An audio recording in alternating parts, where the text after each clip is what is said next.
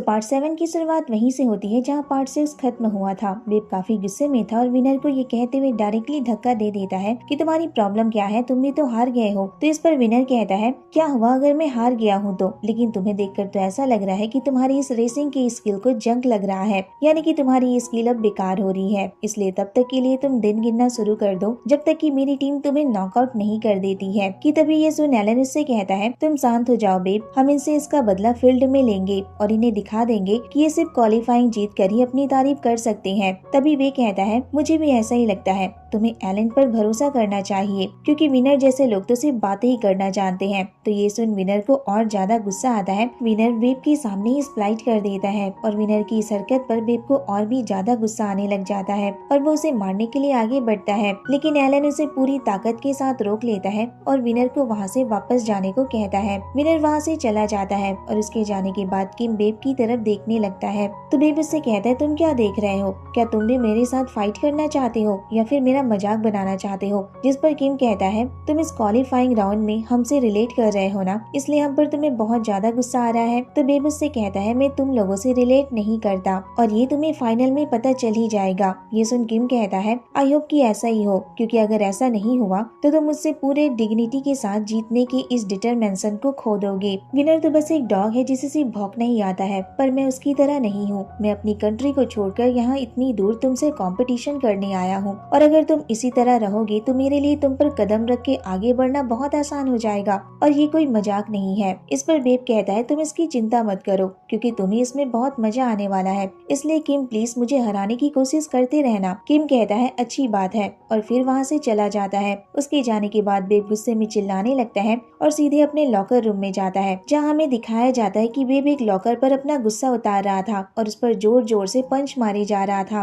कि तभी चार्ली वहाँ आता है और उसे ऐसा करने से रोक लेता है, पर बेब उसी पर गुस्सा करने लग जाता है और उससे कहता है, तुम यहाँ से बाहर निकल जाओ, मैं तुम्हारी शकल भी नहीं देखना चाहता। ऐसा कहने के बाद वो चार्ली को काफी जोर से पीछे की तरफ धक्का देता है और चार्ली उसे इतने गुस्से में देखकर काफी हैरान रह जाता है, लेकिन फिर वो बेब को बड़े प्यार से समझाने लगता है कि क्वालिफिकेशन राउंड में हार जीत तो लगी ही रहती है और ये सिर्फ एक रैंकिंग ही तो है, इवन रियल रेस भी नहीं है। और आफ्टर ऑल मैच के बाद कल फाइनल मैच होगा जिसमें तुम्हें कोई भी रिप्लेस नहीं कर पाएगा। कल हर कोई देखेगा कि हॉलो का सिर्फ एक ही किंग है और वो है पिट बेब। अब क्या मैं तुम्हारी इस गुस्से को कम करने में तुम्हारी हेल्प करूं? तो बेब इस पर कोई जवाब नहीं देता कि तभी अचानक चार्ली उसे किस करने लग जाता है और इस बार बेब भी उसे मना नहीं करता और वो भी उसे किस करने लगता है, पर उसे बार बार वही सीन याद आ रहा था तो वो किस ब्रेक कर देता है और चार्ली को खुद से दूर फेंक देता है। चार्ली कहता है, बेब तुम्हें हो क्या गया है? जिस पर बेब उसे जवाब देता है कि तुम अपने घर वापस चले जाओ, मैं अब से अकेले ही सोना चाहता हूँ। ये कहकर बेब वहाँ से जा ही रहा था कि तभी चार्ली उसे रोक लेता है और कहता है, मैंने ऐसा क्या गलत किया है जो तुम मेरे साथ ऐसा बिहेव कर रहे हो? तो इस पर बेब उसे बताता है,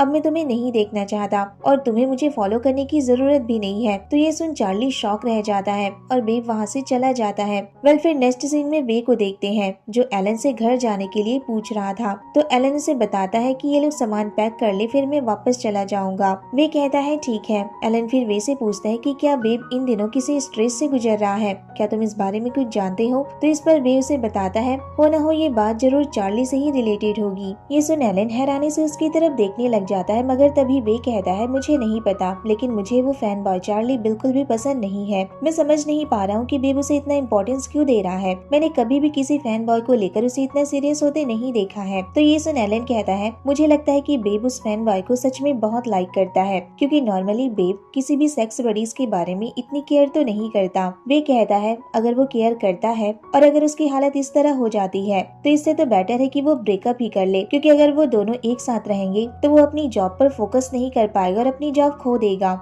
और ये बेब के लिए बिल्कुल भी अच्छा नहीं है। वे की बातों से लग रहा था कि वो चार्ली को लेकर बहुत ज्यादा ही जेलस है। जिस पर एलन कहता है, तुम जानते हो हम उसे इसके लिए फोर्स नहीं कर सकते हैं। वे कहता है, मैं जानता हूँ, पर मैं उसे इस तरह देख भी नहीं सकता। जिस पर एलन वे से कहता है, इस वक्त तुम बेब का थोड़ा ज्यादा ध्यान रखना। तो वे उससे कहता है, आप इस बात की फिक्र मत कीजिए, मैं उसका बहुत अच्छे से ध्यान रखूंगा। ऐसा कहकर वो चला जाता है। फिर नेक्स्ट सीन में बेब को दिखाया जाता है जो क्लब में अकेले ही ड्रिंक कर रहा था कि तभी एक लड़का उसे अकेला देख उसके पास आ जाता है और उससे कहता है, तुम पिट बेब हो ना, क्या तुम आज अकेले आए हो? जिस पर बेब उसे जवाब देता है कि क्या मेरे अकेले ड्रिंक करने से तुम्हें कोई परेशानी हो रही है? तो वो लड़का कहता है, नहीं, मैं तो आपको अकेले देखकर डर गया था। फिर वो उसे बताता है कि वो उसका एक बड़ा फैन है और उसने उसके सारे मैचेस को देखा है। तो ये सुन बेब उससे कहता है क्या तुम एक ड्रिंक लेना चाहोगे, मैं तुम्हें ट्रीट देना चाहता हूँ। जिस पर वो लड़का कहता है इसकी कोई जरूरत नहीं है, मैं तो बस आपके पास ही बैठना चाहता हूँ। तो बेब कहता है ठीक है, अगर तुम यहाँ बैठना चाहते हो तो बैठ सकते हो। जिस पर वो लड़का उसके बगल ही बैठ जाता है और उसके बगल ही नहीं बैठता बल्कि उस पर चांस भी मारने लग जाता है और वो बेब के क्लोज आने लगता है, जिससे बेब इरिटेट हो जाता है और उस लड़के से कहता है तुम बहुत स्मेली हो और मेरे टाइप के भी नहीं हो। तो ये सुन वो लड़का एम्बैरेस फील करता है और चुपचाप वहाँ से चला जाता है। और उस लड़के के जाने के बाद वहाँ वे आता है और वो बेब की शोल्डर पर अपना हाथ रखता है, लेकिन बेब को लगता है कि वही लड़का फिर से वापस आ गया है। तो वो उसका हाथ हटा देता है और गुस्से में पीछे मुड़कर देखता है और वे को देखकर कहता है तो तुम हो, और उसे अपने पास बैठने को कहता है। जिस पर वे उससे टीज करने लगता है और कहता है इवन मैं इतना हैंडसम हूँ फिर भी मैं तुम्हारे टाइप का नहीं हूँ, तो तुम्हें ऐसे लोगों से तो उम्मीद ही नहीं करनी चाहिए। बेब उससे कहता है तुम यहाँ क्या कर रहे हो, क्या तुम अपने लिए सेक्स बडी ढूंढ रहे हो। जिस पर वे मना कर देता है और कहता है मैं यहाँ किसी पर्पज से आया हूँ, मैं तुमसे कुछ पूछना चाहता हूँ। तुम क्वालिफाइंग राउंड में 3rd प्लेस पर आए, इसकी वजह चार्ली है ना, क्या तुम दोनों के बीच कोई फाइट हुई है या फिर तुमने उससे ब्रेकअप कर लिया है। इस पर बेब उससे कहता है अगर तुम इस बारे में बात करना चाहते हो तो कहीं और जाकर बैठो, क्योंकि मैं इस बारे में कोई बात नहीं करना चाहता। वे फिर इसे कुछ अल्फाज की पिक दिखाता है, जिसे देखकर बेब स्माइल करता है और कहता है क्या तुम एक होस्टिंग बार ओपन करने जा रहे हो, क्योंकि मैं इसमें इन्वेस्ट नहीं करूंगा, मेरे पास इसके लिए कोई पैसे नहीं है। तो इस पर वे हंसने लगता है और कहता है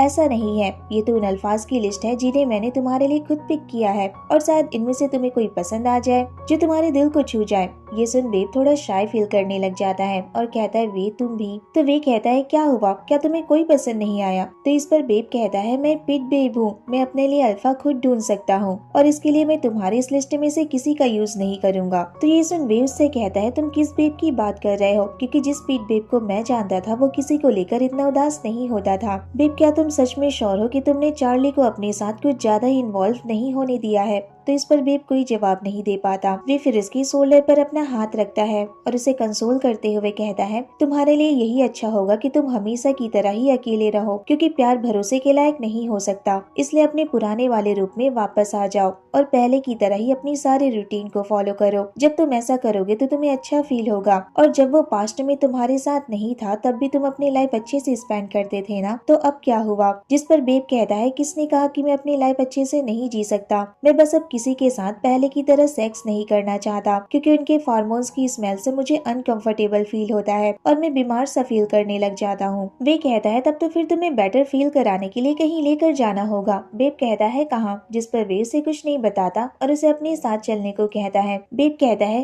क्या तुम सच कह रहे हो, और फिर नेक्स्ट सीन में वो उसे एक रेस्टोरेंट में लेकर जाता है जहाँ वो पहले भी आया करते थे जब वो फेमस नहीं थे। बेब हंसने लगता है तो वे कहता है तुम हंस क्यों रहे हो, मुझे तो बस एक रेड लाइट ही मिली है ना। एक्चुअली ये दोनों यहाँ आते वक्त एक दूसरे के साथ कंपटीशन कर रहे थे कि पहले कौन रेस्टोरेंट पहुंचेगा, जिसमें आई थिंक बेब जीत गया था। वो वे से कहता है तुमने ही तो मुझे कंपटीशन के लिए इनवाइट किया था और फिर तुम चीटिंग करने लग गए और देखो तुम हार भी गए हो। वे कहता है मैंने कहाँ चीटिंग की थी, वो तो बस काउंटिंग में थोड़ी देरी हो गई थी। इस पर बेब कहता है तुम कुछ सेकंड से ही हारे हो, लेकिन हार तो हार होती है ना वे। देन वे दोनों रेस्टोरेंट के अंदर जाते हैं और फूड ऑर्डर करते हैं। फूड खाने की थोड़ी देर बाद ही बेब कहता है इतने साल गुजर गए लेकिन फिर भी ये जगह वैसी की वैसी ही है। वे कहता है हाँ, ये शॉप पहले की तरह ही वाइब देता है और यहाँ के फूड का टेस्ट बिल्कुल नहीं बदला है, यहाँ तक कि तुम्हारा मेन्यू भी नहीं बदला। लेकिन पास्ट में हम यहाँ आने के लिए कितनी दूर तक ड्राइव करते थे ना, क्योंकि ये जगह वहाँ से बहुत दूर थी। तो इस पर बेब स्माइल करता है और कहता है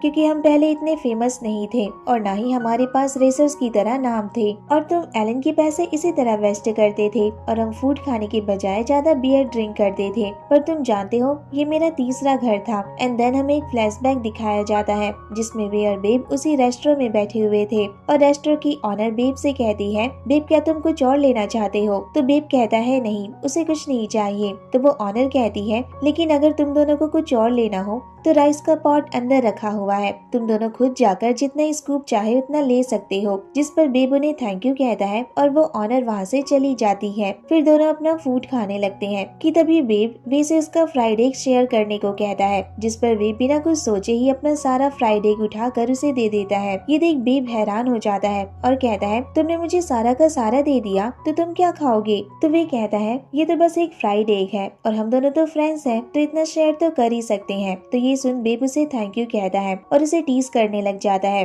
कि अगर मेरा कोई बॉयफ्रेंड हुआ तो क्या मुझे उसे तुम्हारे साथ शेयर करना होगा? इस पर वे कहता है, तुम पागल हो क्या, फालतू की बातें कर रहे हो? जिस पर बेब हंसने लग जाता है और फिर अचानक उसका हाथ पकड़कर कहता है, तो क्या इसके बदले मैं तुम्हारा बॉयफ्रेंड बन सकता हूँ? तो ये सुन वे के होश ही उड़ जाते हैं और फिर बेब अचानक से हंसने लग जाता है और कहता है, तुम्हें हमेशा की तरह इजीली बेवकूफ बनाया जा सकता है। बेब उसके साथ मजाक कर रहा था। वे कहता है, कौन तुम्हारा बॉयफ्रेंड बनेगा? ऐसा कहकर वो अपना फ्राइड एग वापस लेने लग जाता है। बेब कहता है, पर तुमने तो मुझे ये ऑलरेडी दे दिया है ना। और इसी तरह हंसी मजाक के साथ ये फ्लैशबैक खत्म हो जाता है कि तभी बेब कहता है, मैं उन पुराने दिनों को बहुत मिस करता हूँ। हम दोनों कितने मजे करते थे, लेकिन अब हम दोनों कितना सोचते हैं। वे कहता है, इतना ज्यादा कि हम बहुत जल्द बूढ़े हो जाएंगे, लेकिन फिर भी मुझे हमारे प्रैक्टिस का वो पहला दिन हमेशा याद रहेगा जब हमने ट्रेनिंग करना शुरू किया था। उस वक्त मेरे पैर एक्साइटमेंट से कितने कांप रहे थे और तुम तो बहुत आगे ही निकल गए, इतना कि मैं तुम्हें पकड़ ही नहीं पाया। तभी बेब उससे कहता है,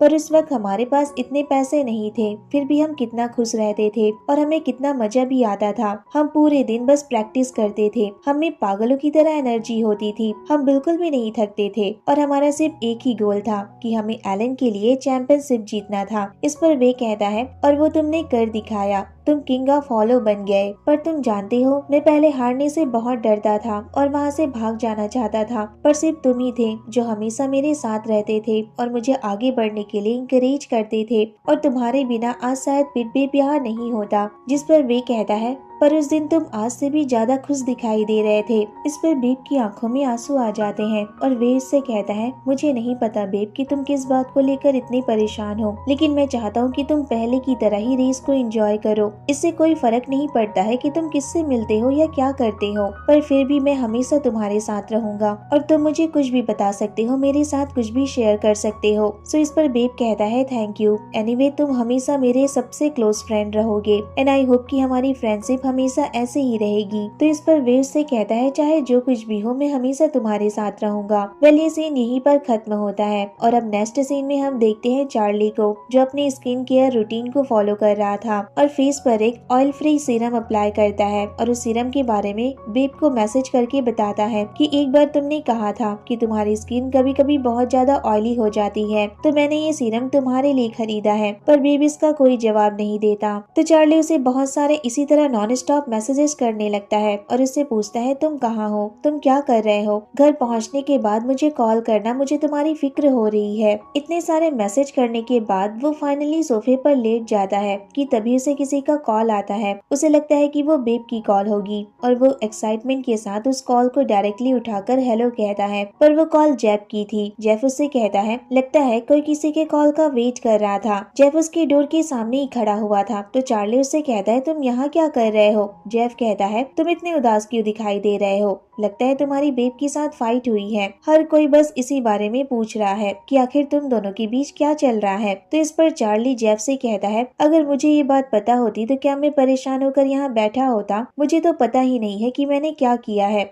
और बेब ने मेरे साथ बात करना क्यों बंद कर दिया और मुझे घर से भी बाहर निकाल दिया। तो ये सुन जेफ सरप्राइज हो जाता है और कहता है, क्या बेब ने तुम्हें सच में घर से बाहर निकाल दिया है? तब तो ये सच में बहुत बड़ी प्रॉब्लम है। अब तुम कब बेब के घर वापस जा पाओगे? तो चार्ली कहता है, पता नहीं मैं कब उसके घर वापस जा पाऊंगा। तो ये सुन जेफ कहता है, लगता है वो तुमसे बोर हो गया है। चार्ली कहता है, मैं इस बारे में नहीं जानता। इस पर जेफ कहता है, तुम इस तरह यहाँ नहीं बैठे रह सकते, अगर तुमने ऐसा किया तो हमारा बना बनाया प्लान खराब हो जाएगा। चार्ली कहता है, मैं जानता हूँ, पर तुम उसकी चिंता मत करो, मैं इस गेम को सॉल्व करने के लिए कोई ना कोई तरीका जरूर ढूंढूंगा। मैं उसे इस तरह अपना प्लान खराब करने नहीं दे सकता। जेफ फिर वहाँ से चला जाता है। वही दूसरी तरफ बेब को देखते हैं जो अपने घर आता है, पर चार्ली के बिना उसे वो घर बहुत खाली सा लग रहा था। फिर वो चार्ली के मैसेजेस को रीड करता है, पर वो उसका रिप्लाई नहीं करता और फिर अगली सुबह रेसिंग के लिए फील्ड पर जा रहा था कि तभी कुछ लोग उसके कार के सामने जानबूझकर आ जाते हैं और जब बेब कार से बाहर आकर उन पर चिल्लाने लगता है तो वो लोग उसे ही मारना शुरू कर देते हैं कि तभी चार्ली वहाँ आता है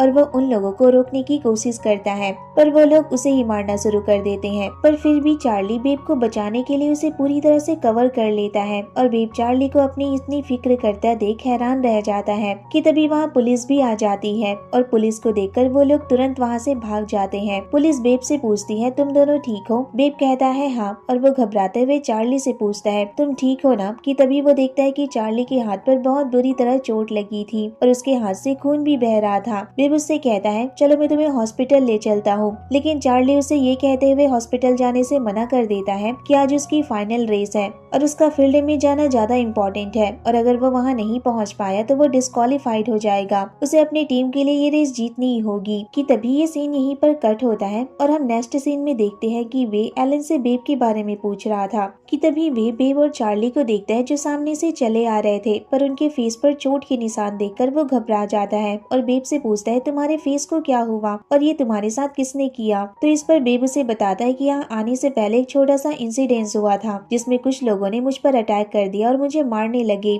पर मैं लकी था जो वहाँ चार्ली आ गया। तो ये सुन एलन घबरा जाता है और उन दोनों से पूछता है, तुम दोनों ठीक तो हो ना? तो बेब कहता है, मैं ठीक हूँ, लेकिन इस लड़के से मैंने कहा कि मैं इसे हॉस्पिटल ले चलता हूँ पर इसने मना कर दिया। जिस पर चार्ली कहता है, मैं ठीक हूँ, तुम्हारा यहाँ आना टाइम पर ज्यादा जरूरी था। तभी वे कहता है, ऐसा कौन कर सकता है? कि तभी सोनिक कहता है, क्या ये पता लगाना इतना मुश्किल है कि ऐसा कौन कर सकता है? बेब की रेस पर न पहुँचने से जिस टीम को सबसे ज्यादा फायदा होगा वो तो सिर्फ एक ही है ना। यहाँ पर सोनिक रेड रेसिंग टीम की बात कर रहा था, पर एलन कहता है ऐसा नहीं हो सकता, वो लोग बेब पर अटैक करने की हिम्मत तो नहीं कर सकते। सोनिक कहता है, तो फिर और कौन हो सकता है जो ऐसा करेगा? कौन चाहेगा जो कंपटीशन के दिन हमारी टीम डिस्ट्रॉय हो जाए? एलन फिर उन्हें बताता है कि ऐसा एक ही पर्सन कर सकता है जिसके पास बहुत ज्यादा पावर है। बेब कहता है, क्या आप टोनी की बात कर रहे हैं? एलन कहता है हाँ। इस पर बेब कहता है, वो एविल पर्सन मेरा कुछ नहीं बिगाड़ सकता, वो जितना मुझे पीछे खींचने की कोशिश करेगा मैं उतने ही उसे फील्ड में गलत प्रूव करूंगा।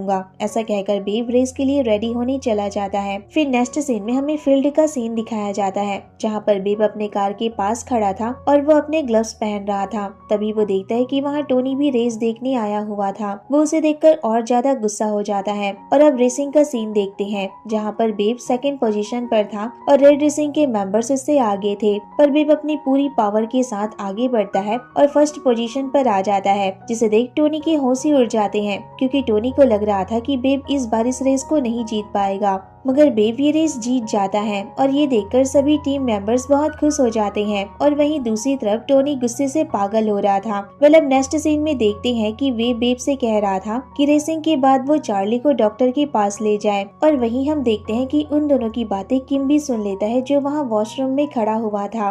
और इसी सीन के साथ पार्ट 7 खत्म हो जाता है। तो कैसा लगा आपको आज का पार्ट मुझे कमेंट में जरूर बताना। अगर वीडियो अच्छी लगी हो तो प्लीज वीडियो को लाइक शेयर और मेरे चैनल को सब्सक्राइब करना मत भूलना। Thanks for watching, bye bye, take care.